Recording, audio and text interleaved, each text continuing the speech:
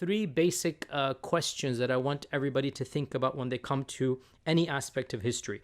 When you study history, you have to think of a number of things. First and foremost, how do you know what you know?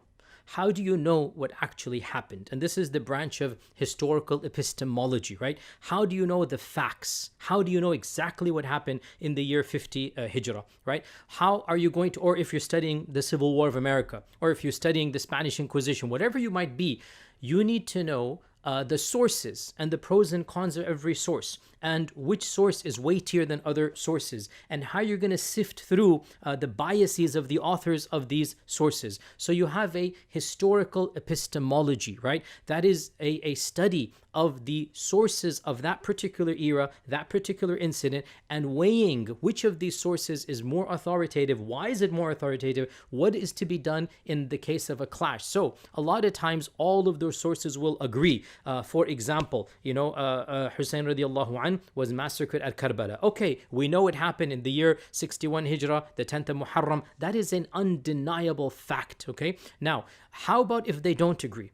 How about if the sources differ amongst themselves? So, for example, one of the things we're going to discuss today was the head of Hussein radiallahu anh transported to Damascus and displayed to Yazid. And did Yazid poke the head of Hussein radiallahu anh? That is something that is disputed. And some sources mention it, some sources don't mention it. How are we going to overcome this? Some later authorities denied this. So the first major question that every researcher needs to ask himself or herself: how do I know what I know, right? And that is a separate science altogether. And it varies from era to sources to whichever topic you're doing, and that is also a never-ending question. So that's the first point.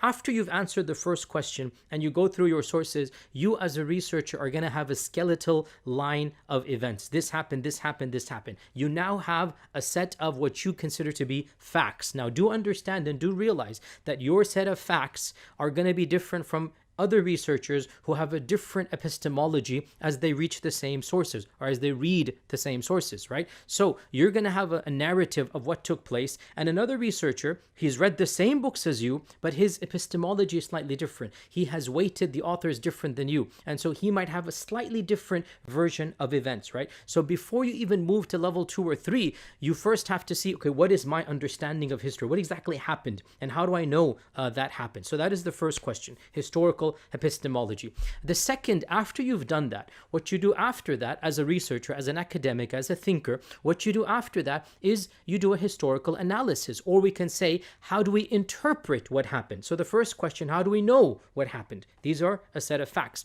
The second question, how do we interpret what happened? Okay, and this is an analysis of history, the causes, the effects. We connect the dots.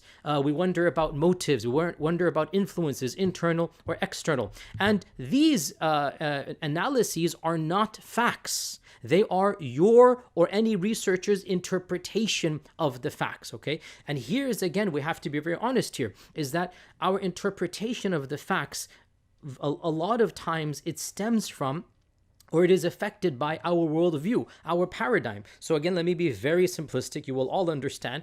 If a Sunni approaches the massacre of Hussein radiallahu anh versus a Shia approaching the massacre of Hussein radiallahu anh, automatically our theological inclinations are going to shape how we interpret and how we connect the dots and what we're going to read into. There's nothing wrong with that. It's human nature. And again, by now you should all know there is no such thing as a totally unbiased person. You have biases, I have biases, and that's human nature. My bias is that I respect the Sahaba, and it is a legitimate bias. It's a theological bias. It is. Now, others would say that, that's not something you should have. That's their opinion. In my opinion, radiyallahu anhum wa radu anhu, it is something I'm bringing to the table, right? And it is a theological point that I cannot compromise. Now, others are not approaching these same incidents with that type of faith or that type of quote-unquote bias, and they have their own biases. So, point is that the second question of how do we interpret the facts, right? This is going to depend very much on our own understandings, our own paradigm, our own worldview,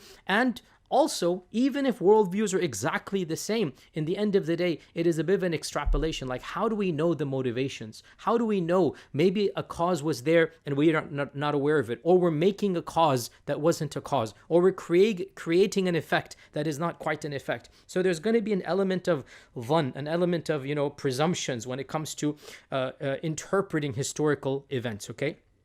Now, the third thing that we should all be aware of is that once you've done your interpretation, or you have followed an authority in his interpretation, which is basically the beginning student of knowledge, right? Obviously, should not, jump to stage 2, even stage 1 and stage 2. They take it from an authority. So you will read Ibn Kathir, you will read Ibn Taymiyyah, you will read Al-Baladhuri, you will read Ibn Khillikan, you will read, whoever you read. Tabari, well, Tabari is not quite analyzing usually, but you will read these sources, and a lot of times they'll do the analysis for you. That's fine, that's dandy, and you are now a muqallid. But as you rise higher and higher, and you're gonna, maybe question, maybe challenge the narrative, then you will reach level 3. And level 3 is, if you like, a type of historiography, i.e. the history of history, i.e. how others have interpreted history, okay? How have you and others interpreted history? Then you compare the various interpretations. You examine history through multiple lenses. You historicize history itself. You look at the trajectories of history and you see how people have interpreted the same time or the same event or the same incident, and then you compare and you contrast and you read with a critical eye. And what this helps you to do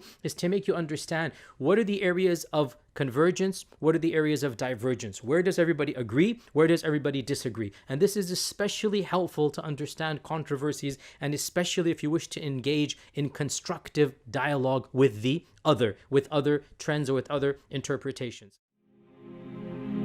فيا ذلي ويا خجلي إذا ما قال لي ربي أما استحييته تعصيني ولا تخشى من العتب وتخفي الذنب عن خلقي وتأبى في الهوى قربي فتب مما جنيت عسى تعود إلى رضا الرب